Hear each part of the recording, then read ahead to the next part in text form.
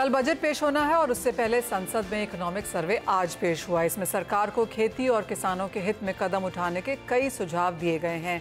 वहीं 19 जुलाई तक देश में खरीफ फसलों की बुआई अब तक 3% पिछले साल के मुकाबले ज़्यादा है। मॉनसून की अगर बात करें तो जुलाई में 7% अबव नॉर्मल ये भी है।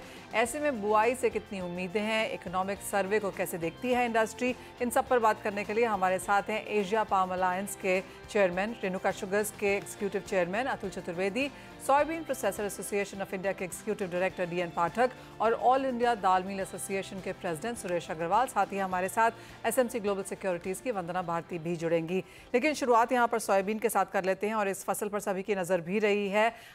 मिस्टर पाठक, आप कैसे देखते हैं जो एज ऑफ नाउ नंबर्स हैं जो आपने शेयर किए हैं स्टेट वाइज हमारे साथ? ऑफकोर्स जैसे आपसे पहले भी बात हुई थी, कई स्टेट्स में हमने यहाँ पर बढ़त आते हुए देखी है और कई में ऑफकोर्स यहाँ पर नुकसान भी देखने को मिला है। ओवरऑल जिस तरह के नंबर्स हैं, कैसे आप रिएक्ट कर रहे हैं? ओवरऑल नंबर्स ये इंडिकेट करते हैं कि सोयाबीन से किसान का वो भंग नहीं हुआ है जैसा कि हम लोग थोड़ा डर रहे थे जी। पिछले साल के मुकाबले ही सोइंग हुई है। सरकारी आंकड़ा अभी पूरा नहीं आ पाया है। मुझे लगता है अगले हफ्ते जो आंकड़े आएंगे उसमें सरकार की फिगर और बढ़ के आएगी। तो ओवरऑल सोइंग पिछले साल के मुकाबले है। क्रॉप की कंडीशन अभी कहना बहुत जल्दी है, लेकिन अभी जो दिख रहा है उसके हिसाब से सब जगह बहुत अच्छी क्रॉप है। अभी मेरे बाहर मैं गाड़ी में बैठा हूँ, रिमझिम बारिश हो रही है और शानदार क्रॉप मुझे दिख रही है बाहर। So right now I am very happy. Crop condition अच्छी है, सोइंग बहुत अच्छी है। आगे अगले 2-3 महीने में क्या होता है उस पर डिपेंड करेगा कि असल में प्रोडक्शन कितनी होती है। ऑलराइट, एब्सोल्युटली मिस्टर पाठक, वो तो एक चीज़ है कि जिस तरह की बारिश हो रही है सभी सेक्टर्स यहाँ पर काफ़ी पॉजिटिव हैं कि सभी जगह खेत लहला रहे हैं, अच्छी सोइंग, अच्छी क्रॉप नज़र आ रही है। फिलहाल अगस्त में ऐसा माना जा रहा है कि 5 से 7% बारिश कम रह सकती है, बिलो नॉर्मल रह सकती है। क्या उसका इम्पैक्ट पड़ता हुआ देखते हैं आप? देखिए मनीषा जी, बारिश कम या ज़्यादा का इम्पैक्ट नहीं होता सोयाबीन पे। बारिश की डिस्ट्रीब्यूशन कैसी है उस पर, उससे फर्क पड़ता है। बारिश कब ज्यादा होगी या कब कम होगी उससे फर्क पड़ता है। कम बारिश से तो कुछ होने वाला नहीं है, अनलेस करीब 3 हफ्ते तक लगातार बारिश नहीं हो तो समस्या है। तो अगर 5-10 दिन बारिश नहीं भी हो तो कुछ नहीं होता। ज्यादा बारिश हो तो भी कोई समस्या नहीं है, लेकिन अगर कटाई के वक्त ज्यादा बारिश हो जाए या फिर पानी भर जाए जब पॉट फॉर्मेशन हो रही हो तो समस्या हो सकती है। अभी तो मैं पॉजिटिव हूँ। अगर अगस्त में 5-7% बारिश ज्यादा होती भी है तो सोयाबीन को फायदा पहुंचाएगी। अभी नुकसान की कोई उम्मीद मुझे दिखाई नहीं दे रही। जिस तरह की IMD की रिपोर्ट्स हैं उनका मानना है कि जो मॉनसून ब्रेक है जो यूजुअली हम अगस्त के महीने में देखते हैं, जुलाई की अच्छी खासी बारिश के बाद वो first and second week of अगस्त में आता हुआ नजर आ सकता है। लेकिन जैसे आपने कहा 2 हफ्ते 3 हफ्ते तक ठीक है, उसके बाद चिंता की बात रह सकती है। तो एज ऑफ नाउ फिलहाल वैसी कोई कंडीशन नहीं है। साथ ही साथ मिस्टर पाठक, अगर यहाँ पर जिस तरह से इकोनॉमिक सर्वे आया है, आई डोंट नो आपने उसमें से कितना देखा, 550 पेज थे, तो क्लियरली बाजार अभी भी उसको यहाँ पर रीड कर रहा है। लेकिन ये जरूर माना जा रहा है कि उसमें सुझाव काफी हैं। एग्रीकल्चर में एक बड़ा स्ट्रॉन्ग इंजन यहाँ पर रह सकता है।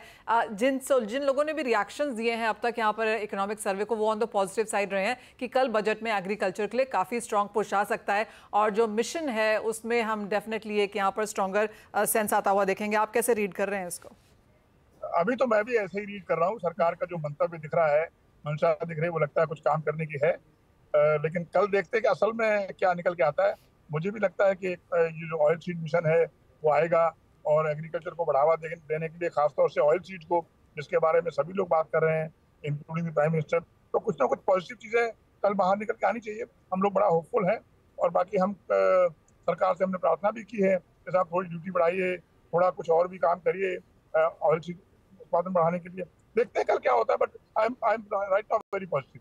एब्सोल्युटली।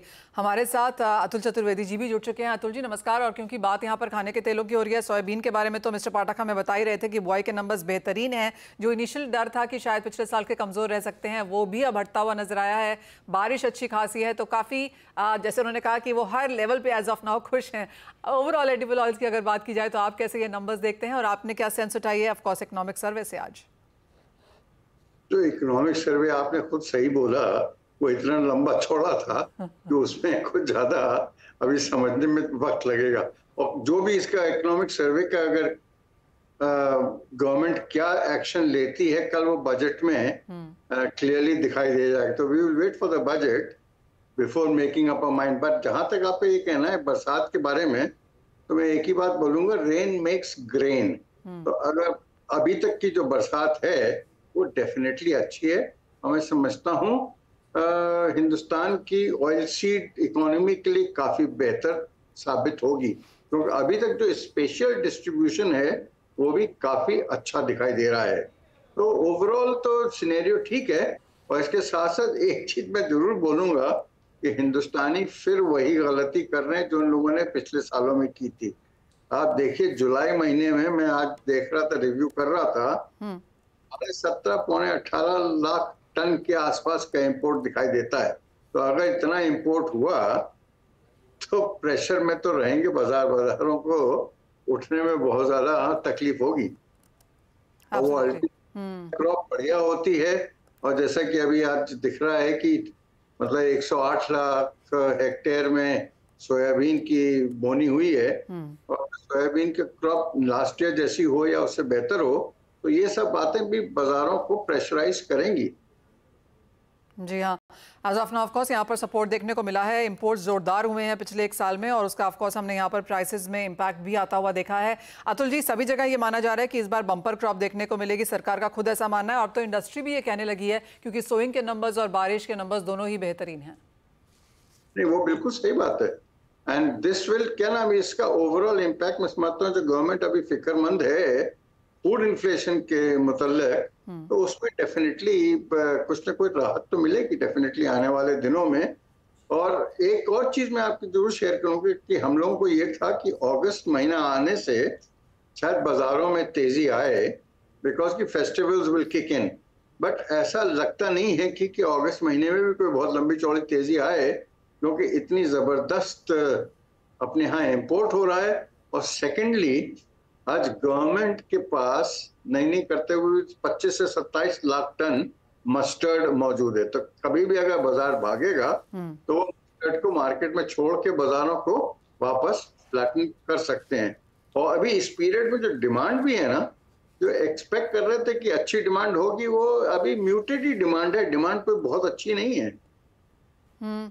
मिस्टर पाठक, आपका क्या मानना है? Second half of the year में ऐसा माना जाता है कि जैसे अगले 15-20 दिन में यहाँ पर फेस्टिवल सीजन, शादियां शुरू होंगी, तो मांग भी यहाँ पर बढ़ने लगी, तो कुछ प्राइस में सपोर्ट देखने को मिलेगा शायद। मुझे तो नहीं लगता, क्योंकि अतुल जी सही बोल रहे हैं, 19 लाख टन का इंपोर्ट हो गया है। मस्टर्ड अच्छा था, मस्टर्ड का स्टॉक है, सोयाबीन बहुत अच्छा दिख रहा है, तो सपोर्ट कहाँ से मिलेगी? फेस्टिवल डिमांड थोड़ी बढ़ती है, लेकिन इतनी नहीं, जितना तेल इंपोर्ट हो गया है तो उस डिमांड को पूरा करने से ज्यादा है, तो कहीं प्राइस सपोर्ट दिख नहीं रहा। Mister Pathak, I am sure Atul ji भी ये कहेंगे कि ड्यूटी डिफरेंशियल जो है वो उसे बहुत जल्दी ठीक करना चाहिए, नहीं तो जब तक हार्वेस्ट आएगी और अगर ये प्राइसेस का यही हाल रहा और जिस तरह के इंपोर्ट्स हैं, तो क्लियरली किसानों का एमएसपी बढ़ाने के बावजूद भी उनको कोई बहुत बड़ा फायदा नहीं होगा। लेकिन आप कितनी प्रोबेबिलिटी पे डालेंगे इसको कि हम वो एक ये मूव कल आता हुआ देखेंगे? We can roll a dice. Atul ji, आप भी roll dice? I am not very hopeful that the duty will be increased. जरूर शेयर करना चाहूंगा कि शुगर इंडस्ट्री को आज सबसे ज्यादा तकलीफ आने वाली है वो मेज एथेनॉल इंडस्ट्रीज। आप पूछेंगे वो कैसे? आज जो DDGS बनता है ना, वो इतना ज्यादा सोयाबीन मील को रिप्लेस कर रहा है कि सोयाबीन मील की आउटलेट सोयाबीन इंडस्ट्री के लिए एक चैलेंज हो जाएगा आने वाले दिनों में। एक्सपोर्ट्स में तो we are in any case priced out, क्योंकि हम लोगों का वैसे ही मील के प्राइसेस वर्ल्ड वैल्यू से कहीं ज्यादा ऊंचे होते हैं। तो ये आने वाले दिन, और सारा जो वो है एडिबल ऑयल के प्राइसेस, वो कॉम्पेंसेट नहीं कर सकते, क्योंकि गवर्नमेंट पैनिक करती है थोड़ा भी तेलों के दाम। तो आने वाले दिनों में सोया को ये चीजें तकलीफ दे सकती हैं। मतलब इनडायरेक्टली एथेनॉल का, मेज का एथेनॉल प्ले सोयाबीन इंडस्ट्री के लिए हो सकता है घातक साबित हो। ऑलरेडी हो रहा है। जो आज मैं नंबर रीड कर रहा हूँ S&P के, उसमें मैंने अपनी मील के ईयरली जो एस्टिमेट डिमांड थी उसको कम कर दिया ऑलरेडी, प्योरली DDGS की वजह से। ऑलराइट, तो अतुल जी, इंडस्ट्री ऑलरेडी इसको देख रही है, तो क्योंकि आपने यहाँ पर चीनी और इथेनॉल की बात की है तो उस पर भी अब यहाँ पर निकल पड़ते हैं। और आप क्या देख रहे हैं, क्या एक्सपेक्टेशंस हैं? कल ऑफ कोर्स वो 3-4 बड़ी होप्स तो बाजार को यहाँ पर हैं ही, पर एक तरफ यहाँ पर गन्ने की खेती, जहाँ पर हमने ऑफ कोर्स थोड़े से नंबर्स कम होते हुए देखे हैं पिछले साल के मुकाबले। आप ओवरऑल जब टेबल देखते हैं सोइंग का, जहाँ पर 3% ओवरऑल इजाफा है, यहाँ पर केन में थोड़ा सा हमने फ्लैट आउट इसको होता हुआ देखा है। नहीं, आपको थोड़ी गलत फहमी है। केन का एरिया भी इस बार थोड़ा बढ़ा है एक्चुअली, घटने की बजाय। ये एक्सपेक्टेशन थी कि महाराष्ट्र में घटेगा, वो आज की तारीख में कुछ लोग बता रहे हैं महाराष्ट्र में घटा है, पर और जगह थोड़ा इस बार बढ़ा है। ये देखिए, आपकी फिगर भी वही कुछ कह रही है। जी हाँ, बहुत फ्लैट आउट है लेकिन हाँ, बहुत ज्यादा बढ़ने का हम लोगों को अंदाज भी नहीं था, बट डेफिनेटली ये जो फिक्र थी कि घटेगा एरिया, वो शायद नहीं घटा है। तो केन के लिए अभी इस समय तक का जो बरसात हुई है वो डेफिनेटली बहुत अच्छी रही है। तो मैं समझता हूँ कोई कारण नहीं है कि गन्ने का इस मर्तबा प्रोडक्शन कोई अफेक्टेड हो। और लास्ट ईयर हम लोगों ने गलती कर चुके हैं कि अपने आने वाले प्रोडक्शन को डिस्काउंट कर दिया था कि इतना नहीं होगा। तो इस साल मैं समझता हूँ शायद हम लोग वो गलती ना करें, और शायद हो सकता है गवर्नमेंट भी वो गलती ना करे अपनी डिसीजन मेकिंग में। Alright. हम लोग we are keeping our fingers crossed. तो बजट में एक चीज मैं आपको जरूर बोलना चाहूंगा कि बजट में हम ये सब चीजों का कोई एक्सपेक्टेशन नहीं देख रहे हैं, क्योंकि आज की तारीख में ये सारी चीजें एडमिनिस्ट्रेटिवली गवर्नमेंट डिसाइड कर लेती है। Edible oil duties can be tweaked in the budget, तो वो देखने वाली चीज होगी। और जहां तक एक और चीज अपने को सुनाई पड़ रही है कि गवर्नमेंट में अब थोड़ी थिंकिंग ऐसी हो गई कि शायद 1-आधा मिलियन का एक्सपोर्ट भी गवर्नमेंट अलाउ कर दे, और शायद एथेनॉल की जो प्राइसेस हैं और वो सारी कुछ चीजें जो इंडस्ट्री की डिमांड है, आने वाले दिनों में शायद उस पर थोड़ा डेफिनेटली गवर्नमेंट मतलब फेवरेबली इंक्लाइंड रहे। ओके, तो ये तो ऑफ कोर्स आपके सेक्टर्स के बारे में है, जहां पर आप दोनों ही बहुत ज़्यादा होपफुल नहीं हैं। आपको मालूम है इंडस्ट्री क्या चाहती है, कि इन चीज़ों के चैलेंजेस हैं यहाँ पर, लेकिन उसके बावजूद भी आपको लगता है कि यहाँ पे शायद सरकार नहीं देखेगी, हम एग्रीकल्चर एज अ ओवरऑल यहाँ पर शायद एक पुश आता हुआ देखेंगे। ऑलराइट, तो जहाँ तक सोयाबीन की बात है, ऑफकोर्स नंबर्स बेहतर हैं। जहाँ तक गन्ने की बात है, नंबर्स पिछले साल के हिसाब से ही यहाँ पर फ्लैट हैं। लेकिन जहाँ एग्रीकल्चर की बात है, और क्योंकि यहाँ पर ये काफ़ी इंपॉर्टेंट कल मुद्दा रहेगा, और काफ़ी सारी चीज़ें इकोनॉमिक सर्वे ने भी थ्रू आउट करी हैं कि क्या कुछ देखने को मिल सकता है, तो उस लिहाज से अतुल जी आपको क्या लगता है कि एक टॉप प्रायोरिटी इंडस्ट्री एग्री के हिसाब से क्या देखेगी? देखिए, अभी मैं फिगर्स देख रहा था कि लास्ट ईयर के मुकाबले इस साल agri growth is just only 1.4%। पहले 4.7 या इसके आसपास थी।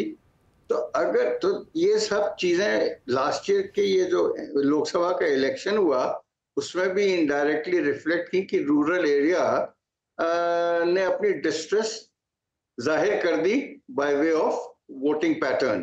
तो वो गवर्नमेंट डेफिनेटली इस बार मैं समझता हूं एग्रीकल्चर को नजरअंदाज नहीं करेगी, और एग्रीकल्चर की तरफ डेफिनेटली फोकस आएगा।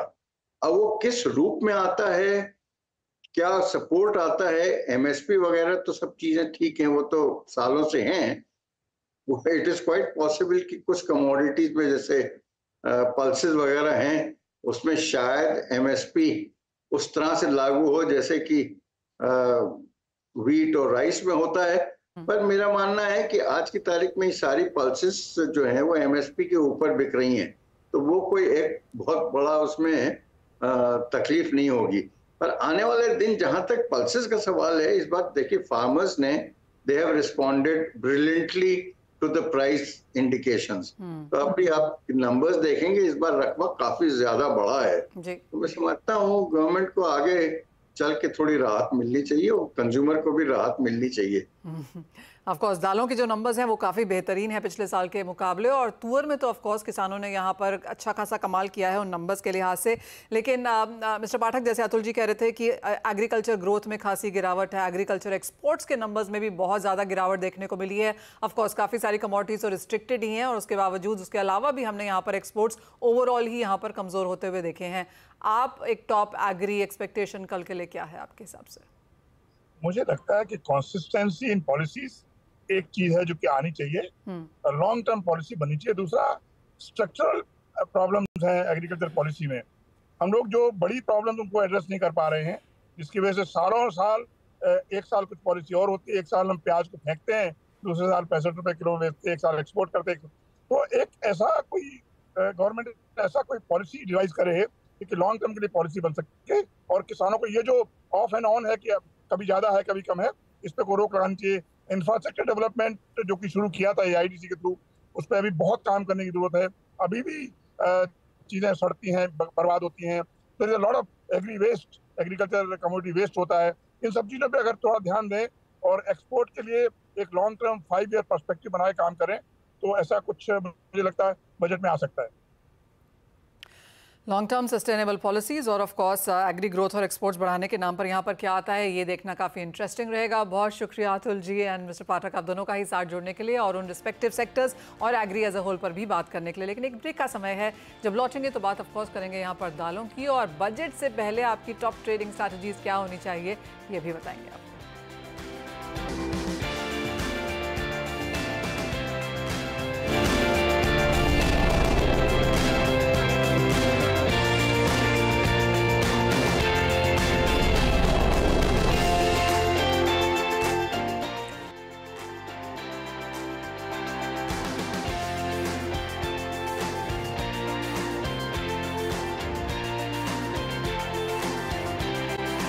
हमारे साथ हैं सुरेश जी, नमस्कार। और जहां तक बुआई का इलाका है, तुअर, उड़द, मूंग सभी में तेजी देखने को मिली है। तुअर में काफ़ी ज़्यादा है पिछले साल के कंपैरिजन में, पर MSP ज़्यादा है, भाव ऊपर हैं, और ऑफ कोर्स किसानों को वो भी यहाँ पर एक स्ट्रॉन्ग पुश है। सबसे पहले तो आप कैसे देखते हैं बुआई के नंबर्स, और साथ ही साथ जिस तरह की बारिश हो रही है? नहीं, जिस हिसाब से महाराष्ट्र, कर्नाटक, मध्य प्रदेश बारिश हुई है, तुअर की बुआई अभी तक वर्तमान में हम देखा जाए तो काफी अच्छी है। तुअर की फसल इस समय अच्छी स्टेट सिचुएशन पे है। कर्नाटक में जरूर थोड़ी पानी की कमी है, फिर भी पिछले वर्ष की तुलना, चूंकि इस बार तुअर का मार्केट पिछले 5 सालों पे हाईएस्ट रहा, इसलिए किसानों ने तुअर की बुआई पे काफी रुख परिवर्तन किया है। दूसरी फसलों के बजाय उन्होंने तुअर में बुआई लगभग 60 से 70% सरप्लस की है। तो अगर ऐसा ही मौसम बना रहा लगभग 2 महीने, तो हम सोचते हैं कि पिछले साल की तुलना डबल उत्पादन हो सकता है, और डबल से भी 10-20% अधिक हो सकता है। तो बुआई 60 से 110% अधिक है अभी के वर्तमान में। समय समय पे मौसम बदलता है, मौसम से कोई नुकसान हो जाए। उड़द की बुआई भी बहुत ठीक है, उड़द को कम पानी में सपोर्ट मिलता है, उड़द भी ठीक है। मगर अब पानी की देश में कमी है। ये फसल के हिसाब से पानी पर्याप्त है, मगर बाकी आइटम देखें पीने के पानी के हिसाब से तो पूरे देश में पानी की कमी है। मुख्यतः दलहन उत्पादक राज्य मध्य प्रदेश, महाराष्ट्र, कर्नाटक, गुजरात और राजस्थान, इन 4-5 राज्यों में पानी की कमी है। और अभी जो पानी की कमी है उसी के कारण ये बाजार ऊपर जा रहा है, क्योंकि पानी की कमी के कारण एक मानसिकता बनी हुई है लोगों की। और तुअर में कहीं बाजार ऊपर नहीं जाएगा, क्योंकि अब हम देखें फाड़वर तुअर 2 महीने बाद की जो अभी साउथ अफ्रीका से आने वाली है, जो सितंबर तक हिंदुस्तान आएगी, वो आज से 15 रुपए नीचे बिक रही है। तो ये टेम्परेरी तेजी है, ये स्थायी तेजी नहीं है। ये 10-15 दिन में वापस नीचे आ जाएगी, और मुझे लगता है पानी भी मौसम अनुकूल बनता जा रहा है, पानी भी पर्याप्त आने की पूरी संभावना है जी।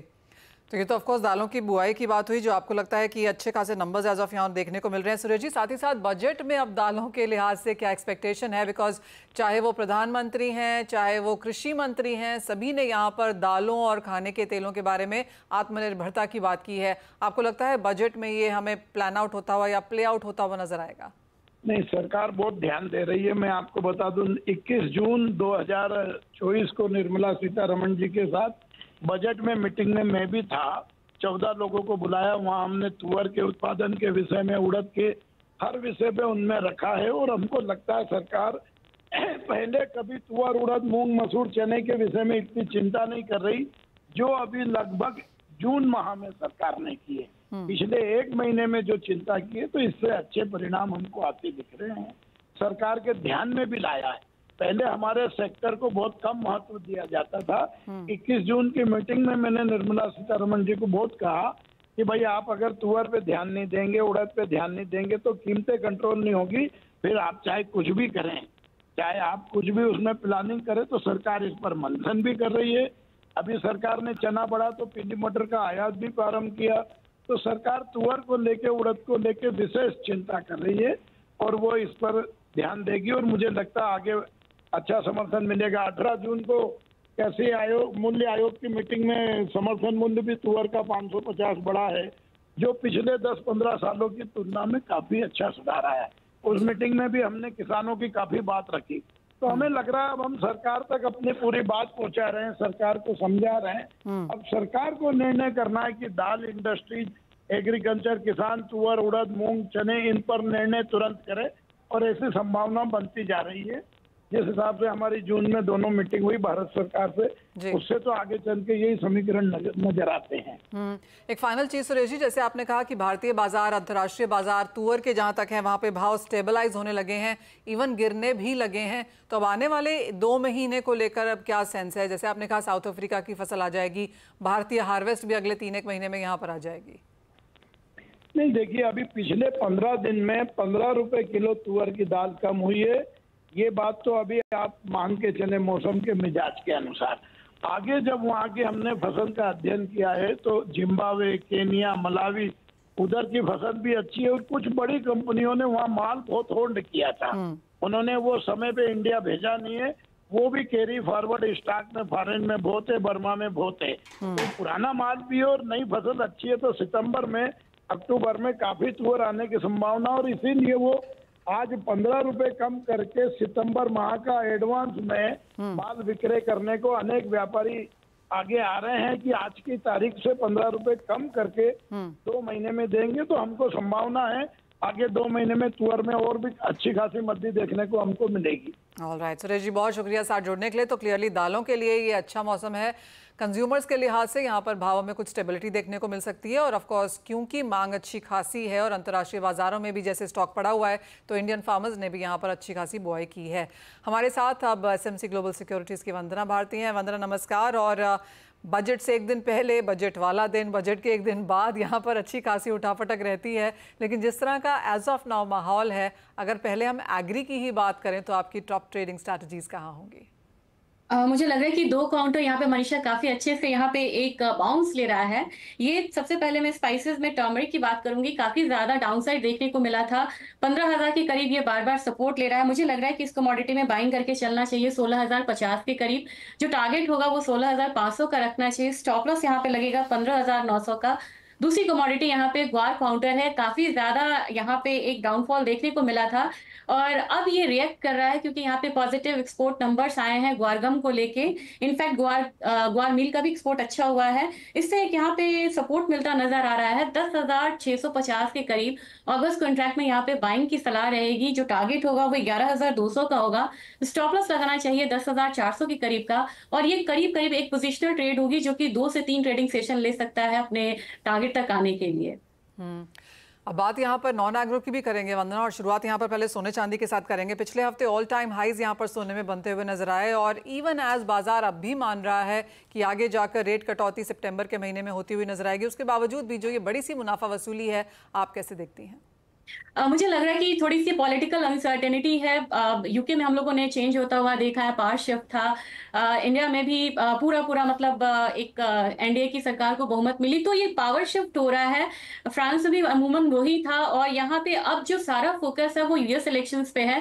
उससे पहले मुझे लग रहा है कि एसेट क्लास से पैसा जाएगा। ये बिटकॉइन से शुरुआत हुई थी, गोल्ड सिल्वर नेक्स्ट है और मुझे लग रहा है कि अब इक्विटी की भी बारी है। तो मुझे लग रहा है कि एसेट क्लास अपना प्रॉफिट बुक कर रहा है, एक पैसा जा रहा है, हेज फंड्स भी यहाँ पे एक्टिव हैं। इसकी वजह से ये जो 95% जो पॉसिबिलिटी बन रही है कि फेड जो है इंटरेस्ट रेट कट करेगा, बहुत ज्यादा यहाँ पे इंपैक्ट नहीं आ रहा है गोल्ड पे।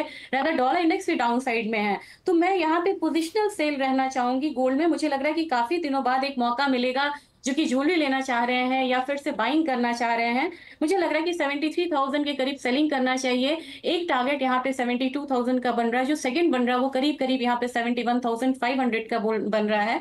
और इनफैक्ट सिल्वर में भी मुझे मनीषा लग रहा है यहाँ पे कि 88,000 फर्स्ट टारगेट यहाँ पे होना चाहिए सेलिंग कॉल में, जो सेकेंड टारगेट है वो करीब करीब 86,500 का बन रहा है। तो दोनों ही काउंटर ऐसा है जिसमें मुझे लग रहा है कि इंट्रा डे से लेके पोजिशनल यहाँ पे सेलिंग में रहना चाहिए और हो सकता लगता है कि एक बार 71,000 से 72,000 के बीच में हम बेस बनता हुआ देखें, और सिल्वर में एक बार हमें फिर से 86,500 से 88,000 के बीच में एक बेस बनता हुआ दिखे। तो फिलहाल लग रहा है मुझे ये हफ्ता जो है ये बेयरिश होना चाहिए अगेन गोल्ड और सिल्वर दोनों के लिए ही। राइट, तो एग्री में ऑफ कोर्स आपके लिए कॉल्स हैं। और जहाँ तक सोने चांदी की बात है, इस हफ्ते तो खरीदना, अगर आप इन्वेस्टर हैं, आप लॉन्ग टर्म के लिए देख रहे हैं तो शायद हाँ जो सपोर्ट लेवल्स वंदना ने बताए हैं, लेकिन अगर ट्रेडर हैं तो ऑफ कोर्स बिकवाली करके ही काम करना चाहिए। वंदना एज ऑलवेज बहुत शुक्रिया साथ जुड़ने के लिए, तमाम स्ट्रैटेजीज के लिए। और इसी के साथ एक ब्रेक का समय है, हम लौटेंगे तो लेकर आएंगे आवाज़ समाचार।